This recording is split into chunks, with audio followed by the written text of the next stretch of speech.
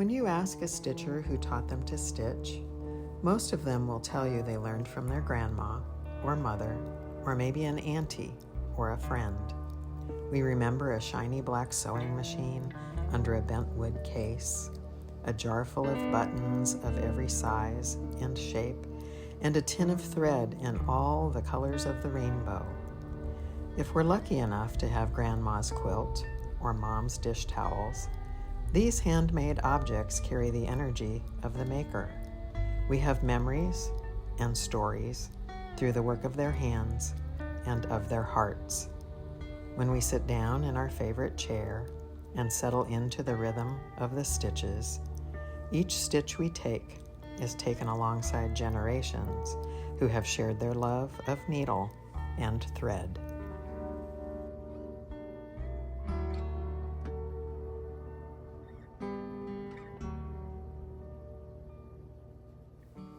Are you ready? Can you look up there at the camera? Hey FlossTube, I'm Jackie. This is FlossTube episode number 5 of Comfort Stitching. This is Archie. Let me see if I can get him to turn around. He's always, as always, I'm so happy to be here. But the reason I have him on today is that if you follow me on Instagram, you know he hasn't had the best time the last 3 weeks. I think it was the Sunday that I uploaded my last video. We were out walking and he had an opportunity to run, which he doesn't get very often and which he loves to do. And he took off like a rocket away from me. And on his return, he was limping. He was holding up one of his back legs. What we have come to find out in those last 3 weeks, just this week, it was confirmed that he has a torn cruciate ligament. Now, this is not his first go-round with one. He had a torn cruciate in his other leg in the fall of 2022. So we are now looking at a little bit of surgery for him to get that corrected. And that's coming up on August 29th. So like I said, I know a lot of you follow me on Instagram and I announced that. So I wanted you to know he's really doing okay. He's comfortable, except for right at this moment. He's comfortable on some pain meds and he's getting so pampered, being carried up and down the stairs to the apartment and helped onto and off the bed so he doesn't hurt himself even further. But he's going to be fine. Like I said, surgery is on the 29th, so by the next time I see you, I will hopefully have an update for you on how he's doing. So thank you all for your well wishes that you've sent me, and I know if he could tell you, he would say, I appreciate it too. So anyway, I'm going to put him down now, but I wanted to see that he's really doing okay. Oh, sweet boy. All right. Get him down. There. And who knows, I may have to stop this and go put him on the bed. He might let me know he wants to get back up there. But I did want you to see him. Really, thank you so much for all of those who have sent me well wishes and have wondered about how he's doing. As I said, hey, we're at episode 5 already. It's August 17th, 2024. We're at that time of the year where it's a transition time. Kids getting ready for school. Maybe where you are, they've already started school. I know here in Weston, where I live, and in the neighboring communities, school starts next week. And also, some of you know that summer school is actually happening down in Mesa, Arizona at the Attic. And a lot of our favorite floss tubers and Instagram friends are posting some wonderful videos and photos from all their adventures down there. I wish I was there, but you know, you got to make some choices, right? Anyway, so I want to start out first of all by thanking you, as always, for watching, for subscribing, and for all of the comments on the last video. Many of you, of course, watched that last video, and you know I'm doing a giveaway, so I want to start right out with that. But before that, I want to say, wow, you guys pushed the subscriber from 7,500, which is what I was celebrating and doing the giveaway for, over 8,000. You're nuts. I can't believe over 8,000 of you have subscribed. Thank you. And so I want to, without further ado, let's do that giveaway and thank one person in particular who is going to win the strawberry kit, the velvet strawberry kit that was very generously donated by Gretchen of the shop Florilegium that I featured in my episode 3. And then I have a little, and I've got it in a bag. I'm going to apologize, but I wanted to keep it clean. A little velvet acorn pin or needle cushion that I made with a wool needle book. And so I ran the old random YouTube comment picker today, and we have a winner, Joanne McKendry, 3796.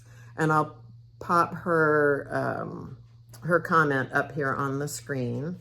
It's at JOANNMCKENDRY 3796, Joanne McKendry.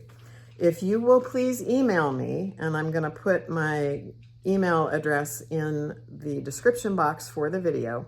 Email me with your name and your mailing address, and I will be so happy to get these two things out to you. And again, thank you everyone for all of your very kind and generous comments, and for subscribing, and for really just showing your love for what I'm sharing. I had no idea. I know I say this every time, but I had no idea so many people would be into the kind of floss tube that I felt like I wanted to make.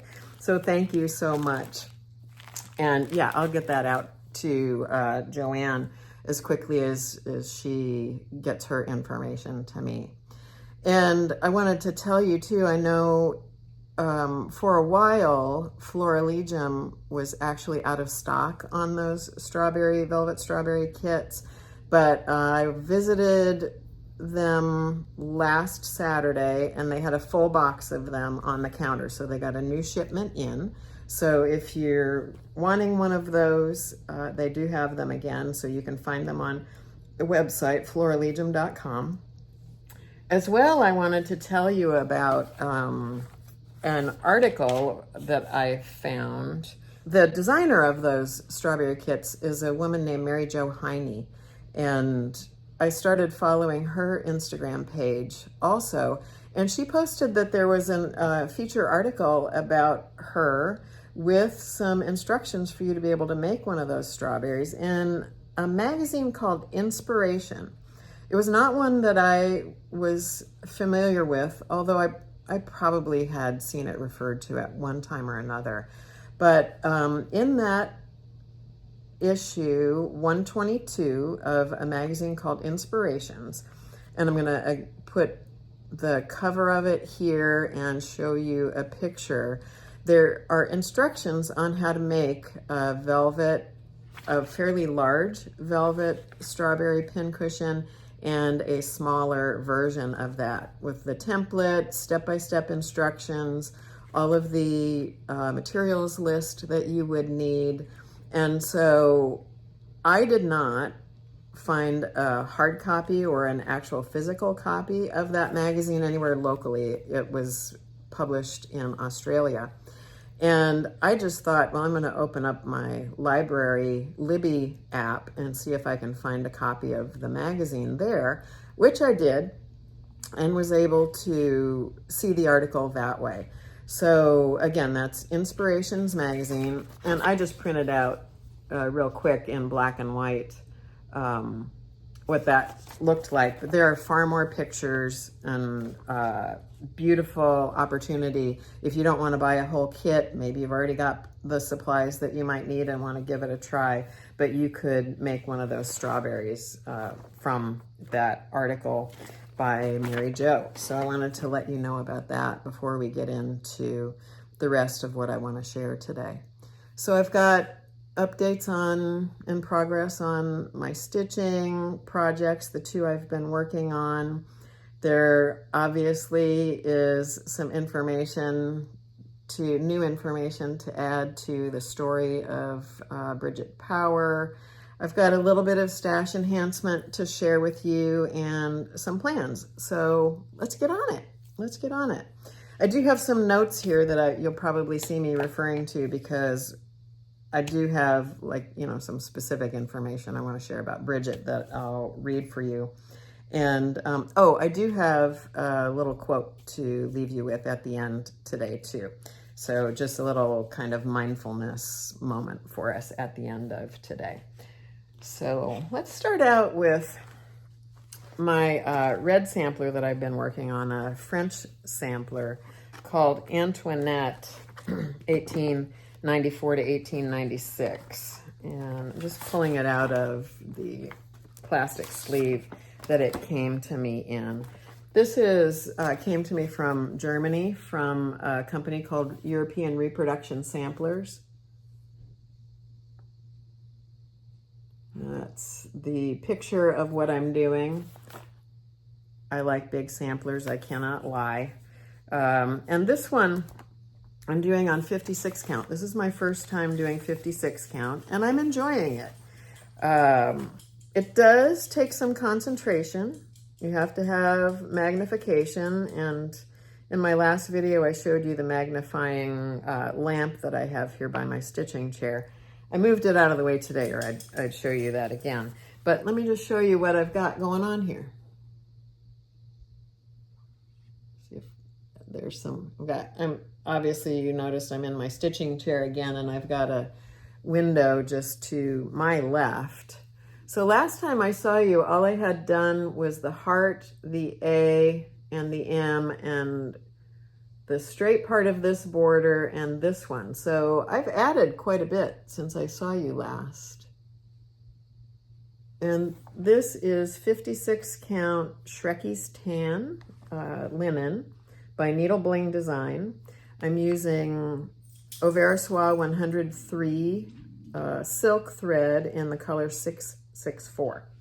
So that one is Antoinette, I always forget the dates, 1894 to 1896. So this one comes from European Reproduction Samplers, and I'll put the information in the description box below if anybody would like to order that. And you can probably hear Archie, he wants on the bed. So let me go help him, and I'll be back.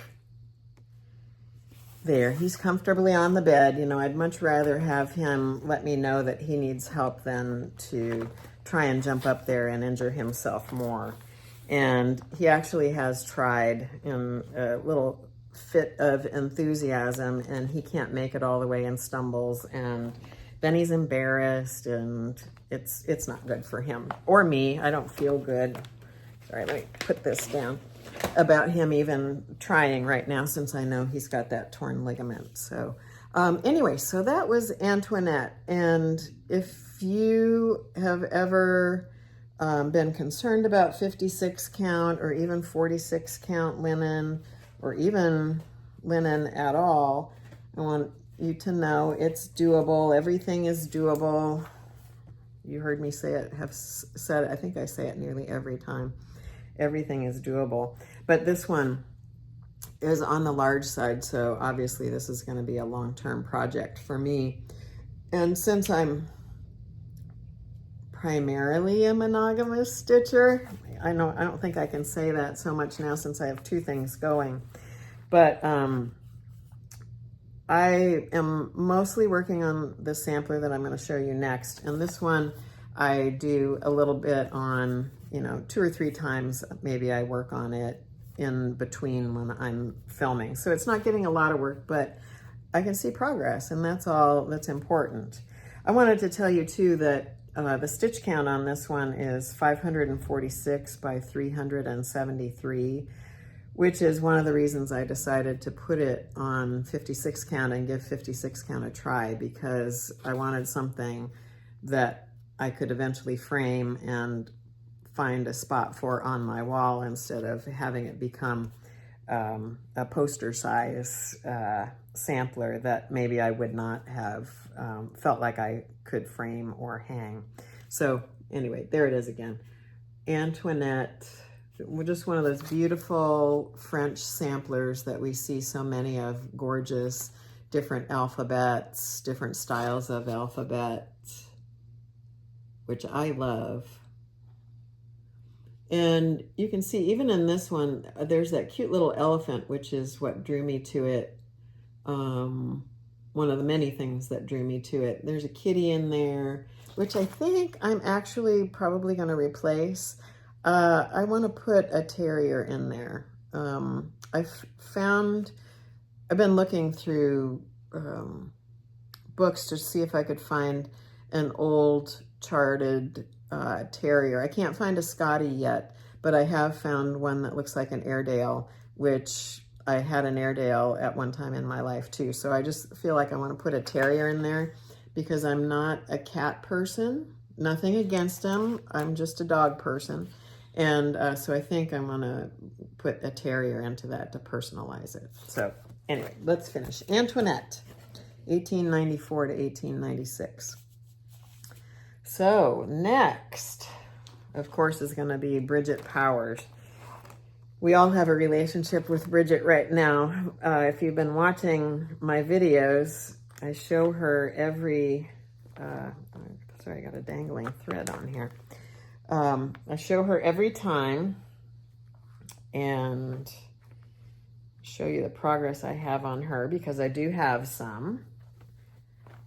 First, let me show you the chart. Pull it out of the, here it is. This is a chart by Gigi, and this is the antique that's on the cover of this chart. Bridget Power, 1840. And many of you are now joining me in stitching her, whether you're stitching the top, these gorgeous flowers, or you've decided to move further down. You can see I've made some progress. But it is definitely a beautiful, beautiful sampler that I think, unfortunately, the cover of the chart does not do her justice. So that's why I'm so pleased to have had so many of you who have seen me working on this pick up the chart now and join me on the journey with Bridget. So last time we were here, I had the top done, the basket of flowers, and I think I had that, I know I had the over one words in the archway done. I had a start on the center, this little piece right here, this little drape, but I didn't have the rest of it in. I have also taken the side borders down a little bit. I was on a Zoom call last week and I needed something to work on, so that's what I was working on. So look at the colors in that. These are the called for DMC threads with 3 different exceptions, and I'll talk about that briefly. I am stitching this on 40 count linen with, like I said, the DMC flosses, 1 thread over 2 linen threads. With the exception of the over one words, I made a choice to use Auvert Soie 100.3 silk for that. After I did do a test on the over one letters with the called for DMC color, and I just did not like the way that it looked, so I needed to find an alternative, and I just chose 103 silk that I had. And even though the stitches are a little on the plump side, they work for me, and when you are a few feet away from it, they look fine. In fact, I think they look great. So, and that's what's important, that I'm happy with them. So that's Bridget. And I wanted to show you the threads and talk about the changes that I made. So as I said, these are DMC threads. These are most of them. I've got the ones that I changed. I put them on a separate ring this time so I could talk about them and not have to fish through the rest of them to find the ones that I changed. But that's the DMC threads. They're really very, very pretty. And on that Up in the Attic by Fox and Rabbit linen, so pretty. And I did start this on March 17th, so I've made good progress since then, just plugging away at it. And the reason I wanted to talk about the changes that I made is I brought them up in my video number 4, but I totally forgot one of the colors that I changed. And that's because I didn't even have it with the rest of them. I was using it in another chart. I had it pulled it out of another thing that I had kitted up with the same color. But the 3 that I changed were a dark green, and you can see there's a very dark green in the leaves around the lily of the valley and in the stems, and just, it's an extremely dark green, which the called for color is DMC 934. It's almost black. And in some cases, just my personal preference, I felt like it was really too dark. It was coming off black in a way that I was not happy with. It was just, there was too much contrast between the 934 and the green that was being used next to it. So, sorry, that's the 934. And so what I did was pull out 935, which these are together. You can see 935 is just slightly lighter. And so for the most part, I'm using 935 instead of 34. But there are a few places in this that I have chosen to use the 934. So that's, like I said, my own personal preference and my art background, my artist's eye just decided to make that change. And the same would be said for a very, a pink that's used. It looks kind of red on the fabric, but it's this color right here, 326, which sometimes right next to, when it's laying right next to the linen, it comes off very fluorescent. It has quite a fuchsia cast to it. And just for some reason, every now and then it just looks like it's just yelling at me. It's too loud and needed to be changed. So I went through my stash of overdyed floss and I found this Schoolhouse Red from Gentle Art Sampler Threads. And it has, you can see, similar undertones, very similar floss. But because this one is overdyed, it has some variegation in it. And it's just slightly, has like some brown or black. It almost has a slight dirty quality to it. And so I'm using both in my sampler. Like sometimes I make the choice to use this, sometimes I make the choice to use this. And it's just an instinctual thing that I do. I can't tell you any, particular reason why. But when I'm looking at this, it's like, oh, I need this one for this area, and sometimes this one works. It's really what's around it, and if this one just is looking too bright. And then I failed to mention when I was talking about these substitutions in my last video, I failed to mention one other substitution. There is a called for lighter pink in this that is $7.58. It's a peach.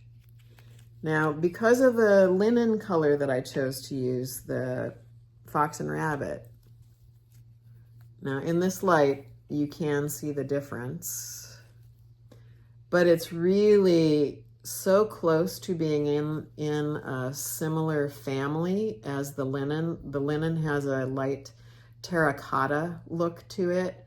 This $7.58 did not give me enough contrast at all, where in some of the areas where it was.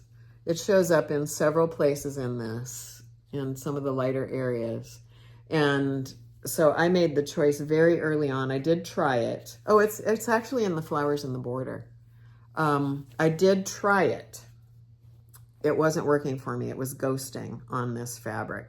So I just pulled out my DMC swatch chart. I talk about this nearly every video. This is the one with the actual thread samples in it. I pulled that out and just started looking through that to find out what might be a good alternative to that 758. And I came up with 760. This one shows up on here. It works. It needs to, a lot of times it's used along with that other one that we just talked about, 326. So this one obviously is very peachy. And also I thought the contrast of these two just seemed too in your face for me. And so this one seemed more complimentary to me. So like I said, in the last video, I failed to even mention 758 because it wasn't even on my tray in my floss ring anymore. It was in another project, in another thing that I have kitted up. So that's why I forgot to mention it last time. So I'm using 760 instead. If any of you are using the same background fabric, I just wanted you to know that. You're welcome, of course, to use the colors as they are charted. But since I did make that change and some of you have purchased this chart and this linen because of what I'm using, I wanted to make sure you knew what I changed so that you don't run into those same issues. But make your own choices, right? That's what, there's no cross-stitch police. That was one of the best things I learned early on, is there's no cross-stitch police that says you have to do everything just the way it's charted and just the way things are written down. Do it in a way that gives you joy, brings you happy, because that's why we do this. Brings you peace too, I hope. But anyway, that's the Bridget Power. So I just love looking at her, so that's why I'm showing her to you again. Love it, love it, love it. So I'm sure you're all waiting. Have we found Bridget yet? You know, if you've watched my videos, you know I'm on a quest to try and find out more about who Bridget Power was, and because there's no information on the chart. So just to save you some suspense, no, we haven't found Bridget yet. It doesn't mean I'm not going to, or the people who are helping me are not going to help find her, or that we can't, just not yet. So let me fill you in though on what's happened since I saw you last. I'm going to put this down. So last time we were together and talked about this, I had shown you what I thought was a pretty significant clue that I found in a book of Northern Ireland samplers that I had gotten through interlibrary loan. And that was this book right here. Needlework Samplers of Northern Ireland by Heather Crawford. Now this book is long out of print. I was able to find a used copy of it. The one that I had in my last video went back to the library. This is a copy that I found on eBay. It was a little spendy, I'll just be honest, but I felt like it was a significant enough part of Bridget's journey for me that I wanted my own copy of it. So last we were together, I was showing you a sampler in this one right here, Eliza Charles from 1818. And what I wanted you to see in this one is, I'm bringing it closer, that border that's in the center. Kind of squiggly border with the flower buds. Because that became the clue that really had some meaning, not only for me, you saw me get emotional about it when I shared about it, and I'm now getting a little emotional about it again. It gives me goosebumps to have found that. And that's because up until now, nobody has known anything about the provenance of Bridget or who she might have been, why she stitched this, or anything like that. And I've done a lot of contacting of a variety of people. I'll just review real quickly. I wrote to a woman from Couleur-Torturel, Miriam, because there was some question, maybe it was French because of the altar and the Catholic symbolism in it. Miriam said no. I have been in contact with Jean Lee from the Attic, who has a lot of GGR samplers, of which this is. Jean didn't have any information from me. I wrote to Sabine, who has that European sampler reproduction that Antoinette comes from. She didn't know anything about it, couldn't tell me, what its origin even might be. I was in contact with a gal named Ellen Chester. She's the one who directed me to look at this book and a couple of others. So I have Ellen to thank for this clue. I wrote to Michelle of Mama Loves You GB. Michelle said that it kind of looked Welsh to her, kind of looked Irish. She could not tell me for certain what it might be. I wrote to Nicola Parkman, who was one of the only people who said, yes, I think it's Irish, but I can't tell you why I think that, but I think it's Irish. I have had a correspondence ongoing with Linda Haddon, who I'm just so grateful for. She is with the British Sampler Guild. It's just called the Sampler Guild, but it's in England, so that's why I'm referring to it as the British Sampler Guild. Linda does a lot of research on samplers, and I just was looking at her website last night so I could speak about this a little bit more confidently.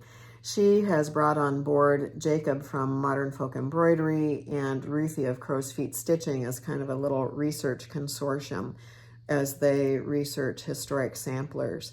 And Linda is stumped by this as well, but she's opened a folder. I think that means she's opened a case on Bridget and is doing some research. And when I find information, or I just let her know what clues that I've come up with that have come into me.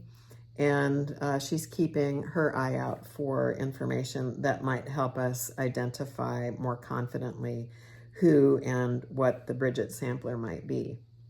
But after our last video, of course, I've done some more research, written to a few more people, and some of you guys who comment on the videos give me leads as well, and that's what happened on the last one. So anyway, let me just follow up, because a lot of people have said, well, why doesn't Gigi know, or why isn't there any information from Gigi? And I learned through some of my research since we last spoke, the reason Gigi doesn't have any information on it is because Gigi is not the original traceable owner of the original antique Bridget Power sampler. That actually was owned by a woman named Marianne Mongillo, who used to have a company that published charts called Of Female Worth. And I found out a little bit of these details from McKenna Glowacki, who has a company called 1884 Stitchery. Now, McKenna just came out with her latest FlossTube just a couple of days ago, but I've been in contact with McKenna to try and fill in some blanks since she is publishing the 1884 Stitchery catalog. And the Bridget sampler was very first published by Of Female Worth, which was owned by Marianne Mongillo. And at some point, Marianne stopped publishing those charts. They went out of print. And what McKenna told me was that those charts were commanding pretty high prices on the secondary market. And she wondered if she might be able to bring them back and be able to present them to a new generation of stitchers. So she actually reached out to Marianne and offered her the idea of, can I take on that catalog and republish your charts? And she said Marianne was very open to it and sold her the rights to the full catalog of charts from Of Female Worth. And in 2023, McKenna started bringing those charts back to the market. So if you're aware of the Of Female Worth charts, or if you've never heard of them before, I would encourage you to go to McKenna's website, 1884 Stitchery, and look at those. She also has some other charts that she has acquired that are out of print. So anyway, I want to say a huge thank you, first of all, to McKenna for sharing all of that with me. But she also shared with me that Marianne didn't have anything to add to the conversation, if you will, about Bridget, other than what was written on that original chart, which I was able to find a copy of. I don't own it, but I did find a copy of it on eBay, and I'm going to put that up here as well so you can see that and see what was written on that chart. And I'm going to read it to you. You can see it on that image, but it says, Bridget stitched her sampler in 1840 at age 13, and because of her name and the presence of an altar, we assume she was Irish Catholic. The altar cloth has 2 clusters of grapes, which represent wine, the blood of Christ, which surround a monstrance that is used to hold the host, a wafer of bread, which represents the body of Christ, during Mass. On the altar is the tabernacle, which is where the host is kept locked for safekeeping. Also on the altar are 6 candles, which represent a high Mass, and maybe Bridget added a beautiful basket of flowers for her own enjoyment. So that's the only information that we have about that. But I think the key word in that, and I've said this before, key word here is that Bridget because of her name and the presence of the altar, we assume she was Irish Catholic. We assume. We don't know, or at least Marianne did not know. Different people I've been told by Jean Lee and Vicki Jennett of Needlework Press, and then I asked McKenna as well, if Marianne was reachable, if it was possible to get information from her. And from what I've been told, she just is not. She values her privacy. She's an older person now, and different people have tried to contact her, and she just doesn't communicate. So no judgment as to why. I can't speculate on that, but she would be the only one who could tell us where and how she acquired the original sampler. But Gigi didn't know because that information wasn't communicated to her from Marianne. So once again, we just are making assumptions based on the evidence that we have of what's in the actual sampler, what Bridget put in the sampler. But I want to circle back now to that floral border that I showed you from that book, because after I showed that in my last video and focused on that, Kathleen Littleton of Cross Stitch Antiques reached out to me, and I had reached out to her before. Excuse me, I just want to rearrange. I had reached out to her before and showed her, which I was doing to everybody that I emailed. I just attached a photograph that I took of the front of the GGR chart and asked if they could help me with it. And I did that to Kathleen, and she didn't have any information to offer me at that time. But after I showed the clue from the sampler in here, she reached out to me again and she said, Jackie, I think you're onto something with that. Now, she really felt like in her research, she's done extensive research on antique Irish samplers. She referred me to a booklet that she gave us. She was a presenter at Sampler Symposium that I was at last January, and she referred me to a booklet that she gave us that supplemented the information from her presentation. And she wanted me to look at a couple of samplers in this. And so I want to share those with you. I've got little flags on them. I have them marked. She first of all wanted me to look at this one called A Child's Petition. Now she owns this sampler and has charted it. So if you're interested in that one, you can get it from her. But you can see there's a rose border on it. Now, while this one is not like the border in Bridget, Kathleen was wanting to tell me that there are a lot of rosebud borders that show up in Irish samplers. And so she wanted me to look at that one. She wanted me to see a floral fire screen that she used here. Just trying to get that in the screen. Sorry about the glare on that. Anyway, she thought the flowers in that kind of were a little reminiscent of the flowers in the basket that Bridget put in her sampler. And then simultaneous to the messages that I was getting from Kathleen, one of you viewers wrote to me to tell me you were working on a sampler that was from Clonmel, which is in Ireland, called Sarah Davis. And then Kathleen said, yeah, that's in that booklet, Jackie. Go back and look on page 23. Here's that one. And right down here is that border again. Now, Clonmel is down, I believe, I know I looked it up. I think it's in County Tipperary. And this is from the Friends Historic Library in Dublin, Samplers, Sewing and Simplicity in Quaker Ireland. There was a Quaker school in Clonmel. So Kathleen believes that's where this one originated. So we have that floral border showing up in Northern Ireland and now in the Republic of Ireland, where there were far more Catholics than in the north.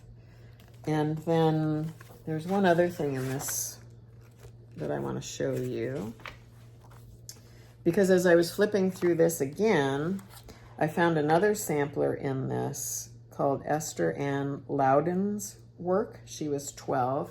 Now this is unfortunately a sampler that the center of which you can see the threads, the dye has really bled into the ground fabric.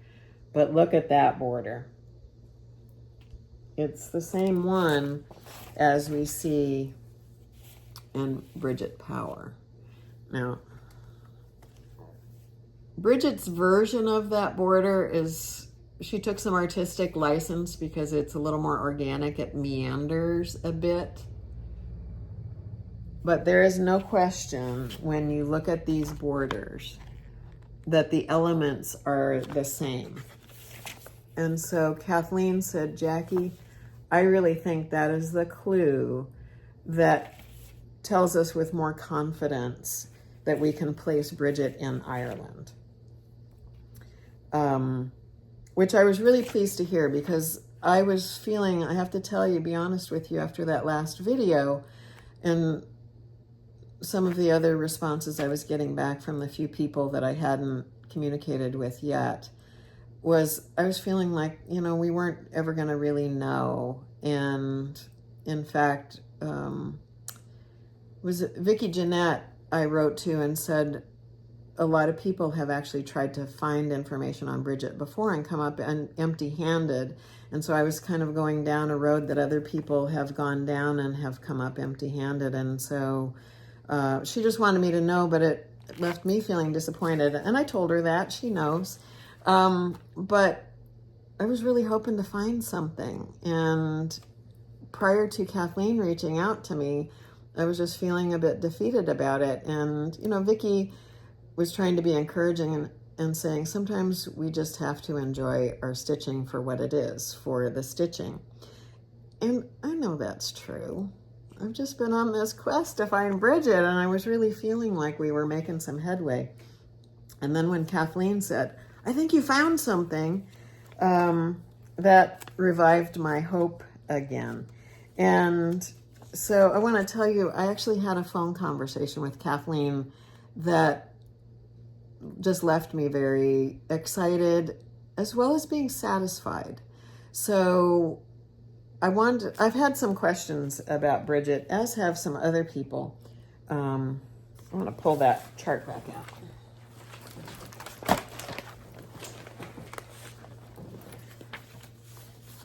Some of what's so confounding about Bridget is some of the symbolism in this that is just a little almost incongruous. And for me, it's this archway that has the draperies.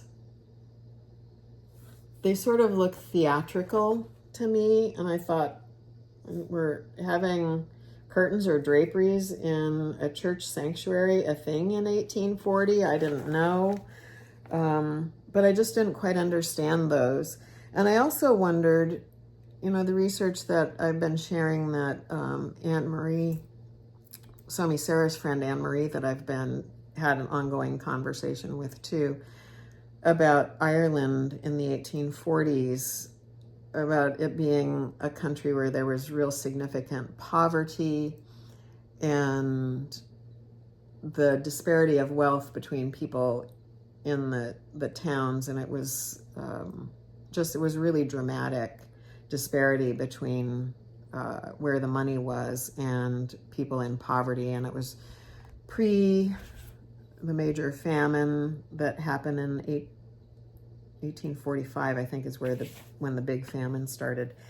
Anyway, just there were so many things about this that did not say Ireland, and then I thought, where, and what kind of a person was Bridget or her family that she could have stitched something that would have cost a lot of money to get the supplies for, an extensive creative imagination to put some of these elements together, and nobody's ever seen another one like it. That's been the great puzzle too, is there's nothing else that has ever come up that remotely looks like this that we can say, yeah, that basket of flowers, Ireland, or the altar, Ireland. There are altars that happen more in French samplers and some German, no, maybe it was Dutch, anyway, more French, but just some puzzles here. And so I asked Kathleen if I could ask her a few more questions, and she offered me the opportunity to have a phone conversation, which I took her up on. And I want to thank her right now for that, because it really did answer some questions for me. And when she felt like maybe Bridget could have been schooled at a convent school or a Catholic school and had a teacher, obviously a teacher who was very skilled, and Bridget was a very skilled little needleworker at 13. That still boggles my mind that she could do something like that at 13. But Kathleen said the Catholic symbolism in this is very deep, and far more than your average 13-year-old would have been thinking about putting into a sampler. So she really felt like either her family was very Catholic, Bridget's family, or there was a very specific reason why she chose to stitch this. And then I asked Kathleen about those draperies. I said, they are just, what the heck? What is that? And because they did, like I said, look theatrical to me. And Kathleen said, no, that's not how I look at it at all. I look at it symbolically, and Kathleen is Catholic. And she said, in Catholic churches back in the day, they actually used a fabric drapery, if you will, or a curtain that they put in front of, this is the tabernacle where the host, or represents the tabernacle, where the host would be kept before communion. And she said they actually did put a little fabric drapery in front of that was then opened during communion to symbolize the opening of the veil between the believer, between us and Christ. And when she told me that, I just had this feeling like, oh my gosh, I get it now. And she said these draperies here is just a bigger, more overt symbol of that opening. The curtains are open. The veil is open between us and Christ in this. That's why she said this is kind of deep for a 13-year-old. And the fact that the drapery is red, she said that's the color of royalty. And this elaborate carpet also being red, so the color of royalty and symbolizing the king, Christ the King. And then I shared with her the research that I had done on the symbolism of the flowers from the, what was that book I looked at? The Language of Flowers. That's what I was trying to think of. Words. The Language of Flowers, and was telling her how much of that symbolism in each of those flowers I could attribute to being connected to symbolism of Christ and Mary. So yeah, this, all about it. And so after that conversation, like I said, and Kathleen said, you know what, Vicki may have suggested that people have looked into this before and not found anything, but she said the fact that you found that border is farther than anybody's got before. So I only say that because, wow, I thought I've contributed to this conversation, and that makes me feel so good. And Kathleen, you know, in all the research that she's done in Irish samplers, she said that border she's only ever seen that style of rosebud border. She's only ever seen it in Irish samplers.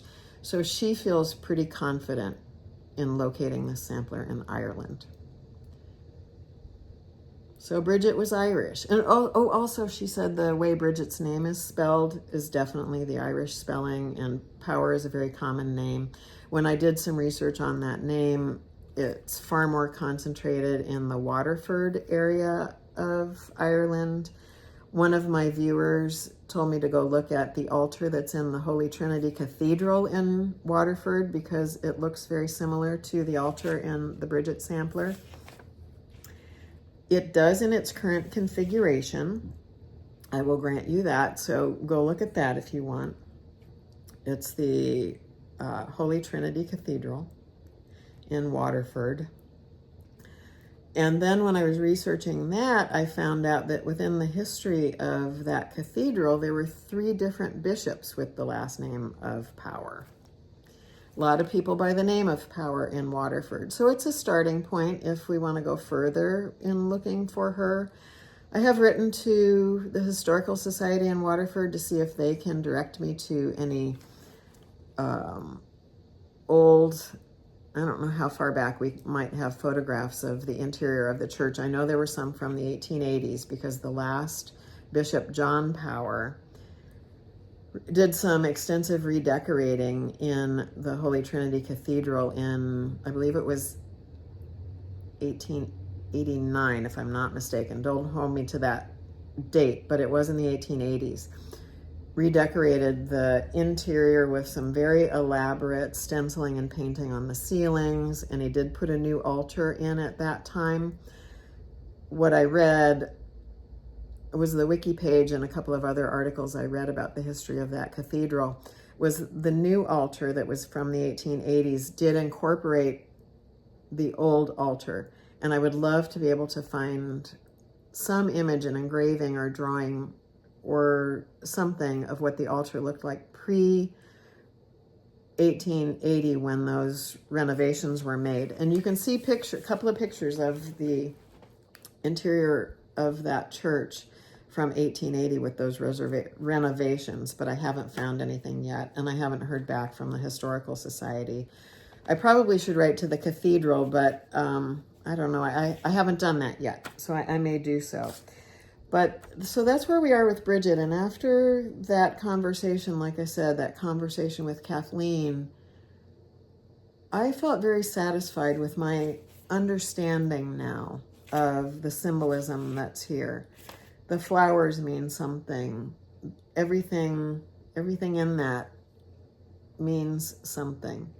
And the questions that I had about the draperies, it's like I had this feeling come over me when she told me that. It's like, okay, I get it.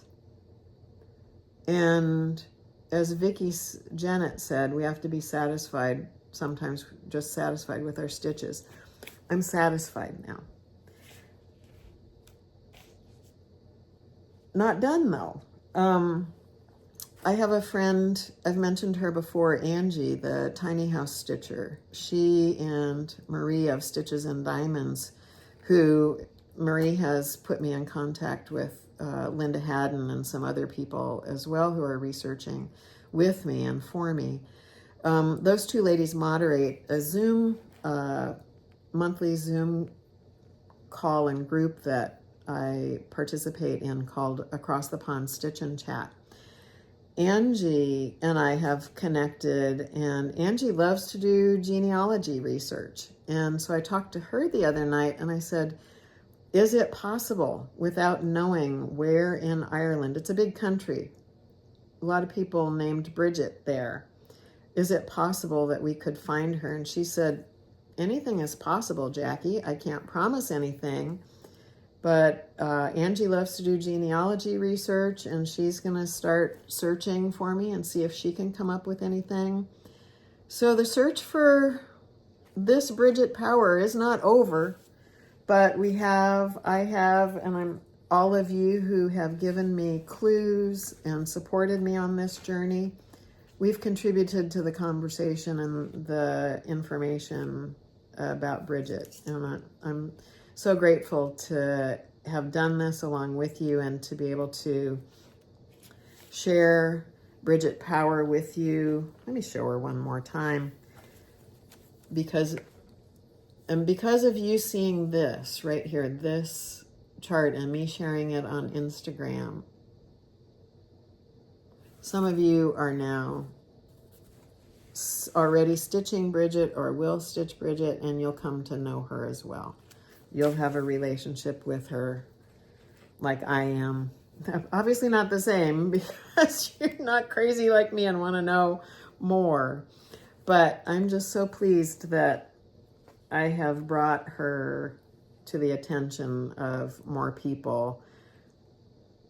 I think it was Anne-Marie from Ireland told me that there is an Irish saying that as long as people are still talking about you, you are not truly gone. You're not dead. So we're still talking about Bridget in 2024, not quite 200 years after she did this. So yeah, Bridget still has something to say.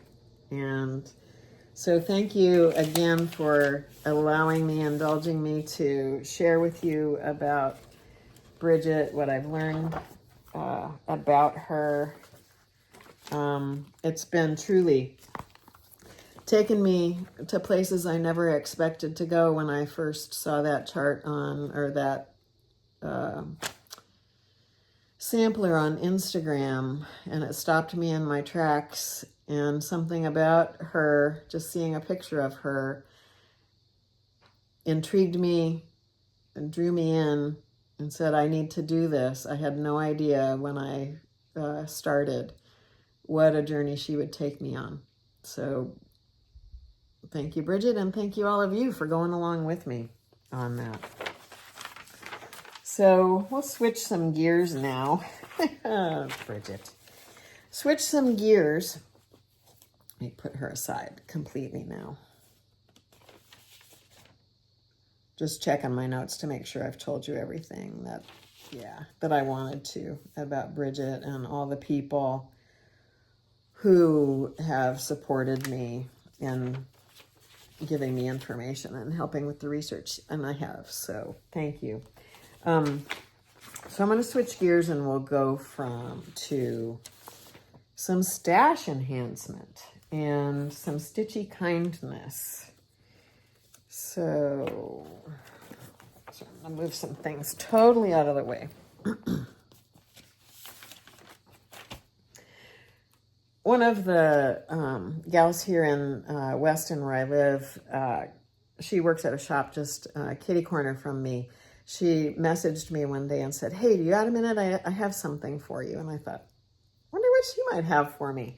And her name's Carrie. She found this sweet little cross stitch at an antique flea market that she wanted me to have. So I think this probably was intended to be a pillowcase. So I'm going to make it into a pillowcase. But that was very sweet. Just somebody here in town who follows me on Instagram. I go into that shop regularly. It's called Cactus Creek, for those of you who want to know. And she and her husband have date days every Friday, and they a lot of times go to antique malls. And she said, when I saw this, Jackie, it just made me think of you, and I couldn't pass it up. So this was a gift from my friend Carrie. So thank you, Carrie, for that sweet piece of stitching.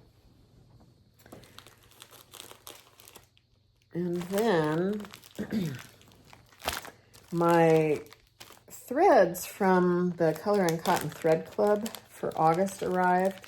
I realized I didn't show you the July ones. They came right after I filmed, and then these, for some reason, August came early. So these are some beautiful fall colors. I belong to the Color and Cotton, they have 3 versions of their thread club.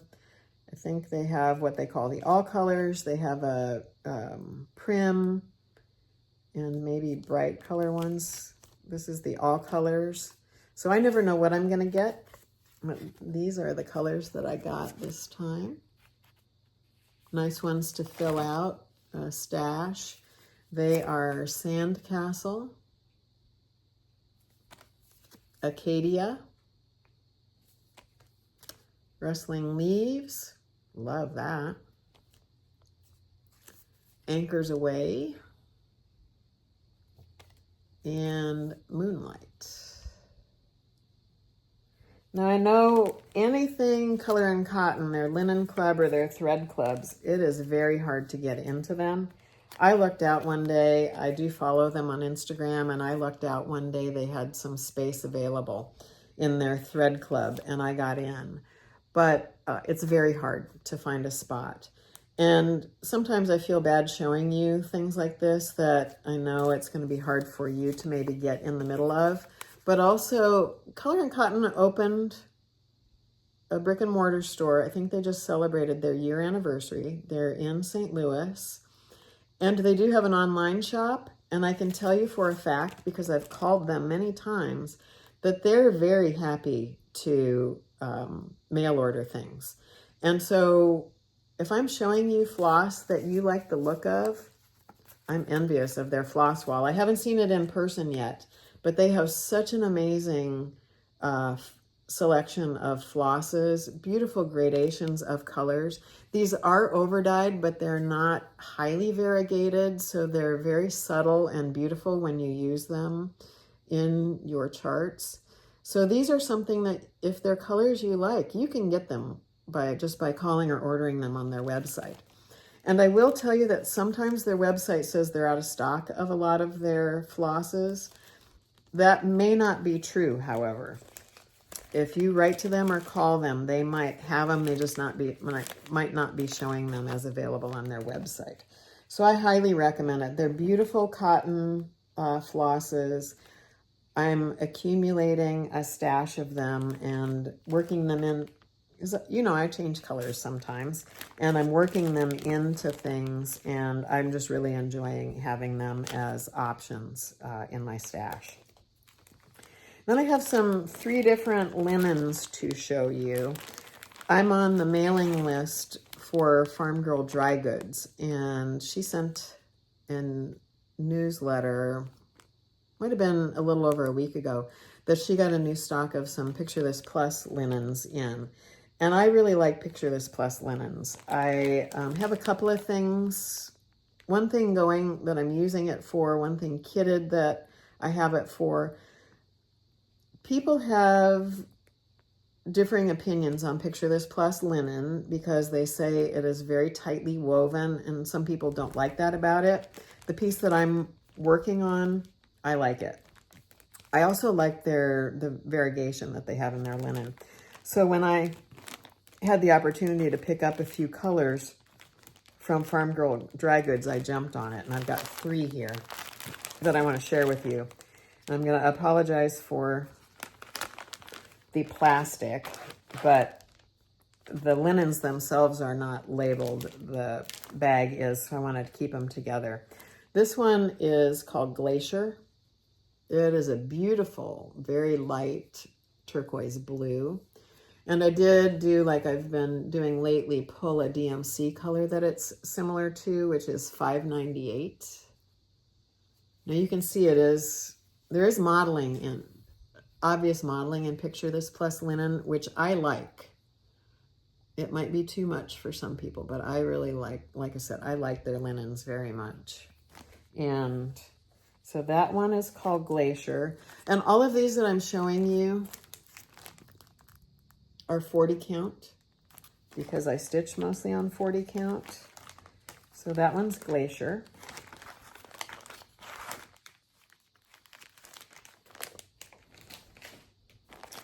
This one is Wren, 40 count.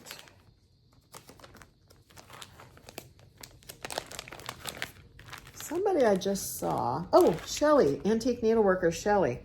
I just watched her latest video, and she said Wren was one of her favorite linen colors. And it was not one that I had, and I can now see why. I didn't order this before Shelly said that. I just knew that it was a color that I'd seen before and that I did not have anything like in my linen selection. So you can see it's a little more gray than some, but it has brown modeling on it. And I did pull some threads that I had that were similar, but not quite. And this is DMC 6, and this is DMC 3032. Those are the ones I had, but I also have a note here saying it was also had DMC 3782 mixed in. So as you can see, this one is modeled, and so it's got a few colors in it, but those are kind of what it's like. So this is Picture This Plus Wren. And then lastly, I got Velt, 40 count. And this is the reason I actually went shopping for the Picture This Plus linen on Farm Girl Dry Goods that day, because when I saw her show this on her website, I thought, oh, I know what I'm going to do with that. This is blowing out a little bit. You can see it is gold, but it has green in it. Let me open that up a little bit, because this one, the modeling is pretty distinct.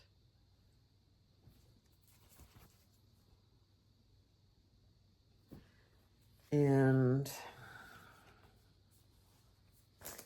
I pulled 3 different DMC colors that are all, I think, in here. One being 739, that's this kind of creamy color. 738, so 738 and 739. That's those two. 738 and 9. And then here's the green 3053, that a lighter, it's very similar. I know it's not coming off accurate, but that green that runs through this. And I'll tell you in a minute where I think this goes. But this one is Velt by Picture This Plus. 40 count. So I'm going to set that aside because I'll need it again. And then I got a couple of project bags. Mostly the two things I'm working on, I drape over an ironing board when I'm not working on them. So I'm not a huge project bag user. I do use, you know, the ones from Amazon for some things. They were a cheap way for me to start organizing when I first got back into stitching in early 2023. But I'm slowly adding some fabric project bags to my stash. And I got this one from Pinny and Tunny. And I got it for a very specific reason. And I've talked in the past, I think the last time I talked about it was episode 2, that Sarah of Sew Me Sarah and I are going to be doing a stitch along of Barbara Anna's The Four Seasons. And Sarah was talking about Mira May and saying just that's not her version. You know, Fancy Ladies are nice and all of that, but Mirabilia's were not really her jam. But some Barbara Anna ladies were.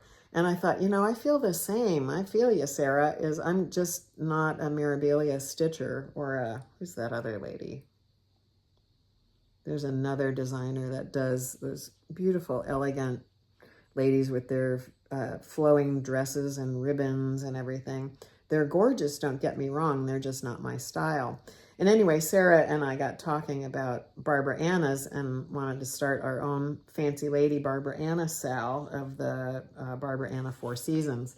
So I thought, these are Fancy Ladies, and I love the historical costume from the late 1880s to about 1920. I just love the costumes of, and these ladies are in about 1918 or so. I just kind of know that because I've researched them a lot and seen a lot of them. But I thought these are Fancy Ladies with butterfly wings and dragonfly wings, which, you know, why not, right? And so my Barbara Anna Fancy Ladies are going to go in this bag. So that is Pinny and Tunny. They're on Etsy. I'll show you their name, Pinny and Tunny. You probably have heard of them before. I know a lot of other floss tubers talk about them. Brenda and Laura have some of their bags. Several other people do. I've actually got a couple of others.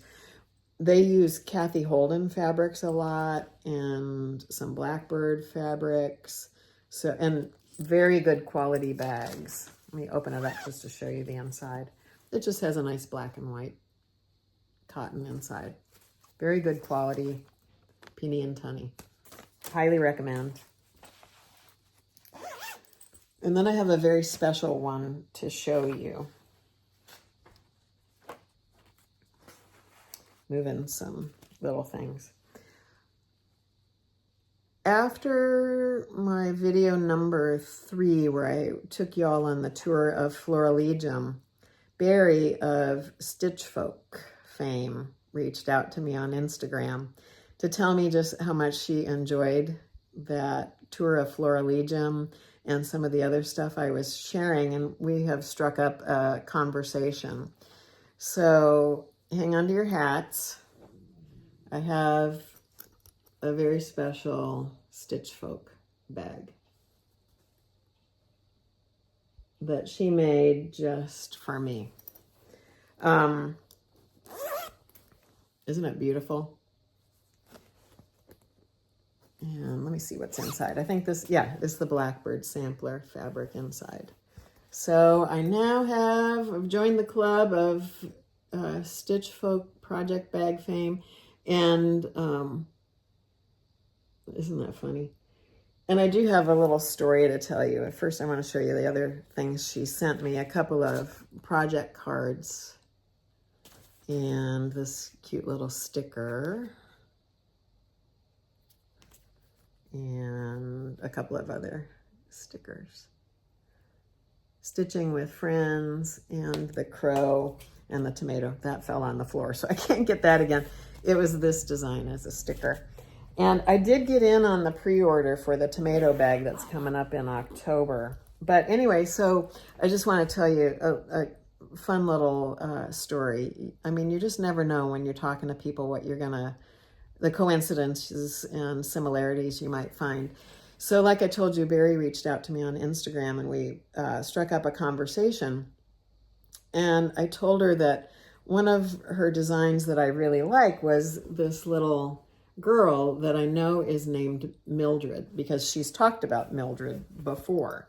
And so I told her the reason I really like Mildred is that my grandmother was named Mildred, and it's the same grandmother that's in my Consider the Lilies sampler. So I said, although Mildred doesn't quite have, my Mildred didn't have a sour expression. My Mildred was pretty sweet. But whenever I hear about Barry's Mildred or see Barry's Mildred, it just reminds me of my grandma.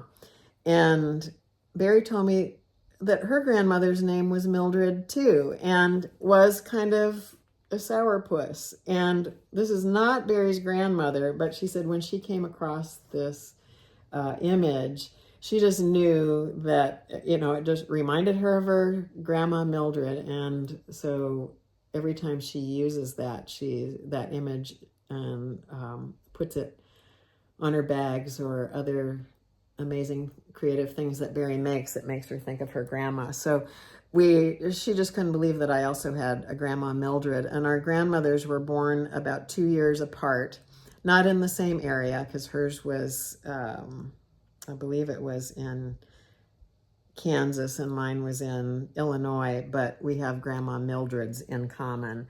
And so when she found that out, and I said, if you ever make another bag with Mildred on it, I hope that to be able to get one. And she said, well, you know, I kind of know somebody who could hook you up. And she showed me this panel. She had just gotten it in, and she offered to make me a bag. And I left it up to her what fabrics to put with it. And nobody will ever have another one like it. This is my very special Mildred bag from Barry, and I love it. And Barry knows how much I love it and how appreciative I am to have it. I don't yet, something very special is going to have to go in the Mildred bag. Oh, Mildred, you're such a delight. Indeed, she says. I love it. Makes me smile. So thank you so much to Barry for that. And then that's all my stash enhancement. Let's talk plans. Sampler September is coming up. I'm working on samplers most of the time. I don't necessarily have any plans to start something new. You know, I mentioned the Stitch Across the Pond group we all met last week, and somebody in that group was laughing and said, Jackie, now that you're on FlossTube, and are you going to start becoming or having a lot of whips? And I said, no. I might have to start something for Sampler September. It's not here yet. I bought something. I'll show it to you later. But also my birthday's at the end of September. So it might just be a Sampler September birthday start, just to follow the crowd, right? Follow the crowd. But yeah, Sampler September. So I'll just continue working on Bridget. I'm not going to stop on her, and working Antoinette into the mix. And so that's my plans. I'd love to hear what your thoughts are for Sampler September. Summer school is going on down at the attic right now, and if you haven't watched the most recent FlossTube video from Jean and Carolyn and the ladies at the attic, I would encourage you to watch that one. I think it says something about summer. I thought I wrote it down on my notes. I did not. Summer Stitching, I think, is in the title. I didn't see, I did look. I don't think it was numbered, but something about Summer Stitching. It's from the August 8th FlossTube from the attic. And the reason I bring that up is they're all at summer school right now, and Jean always has a sampler of the month, and she has outdone herself for September. She has 37 samplers of the month for September. So all sorts of, if you're a sampler stitcher, there are all sorts of amazing ideas on the attic website. So it's just, I think it's theatticneedlework.com or theattic.com. You want to go check out the attic's website. And even though you can't order on their website, they love to get emails. They love to talk to you on the phone. They will take your order and kit things up for you. All of those 37 of Jean's favorites. And she will tell you in that FlossTube that she would have had a whole lot more, but the people who were putting them on the website told her they had to stop somewhere. So she said there will be more than 37, but right now you can see some really wonderful samplers available if you're looking for something for Sampler September. Or the other hashtag I think is Sampler Soiree for reproductions, or sampler-like stitches. So there's a lot of opportunity for some great things to stitch in September.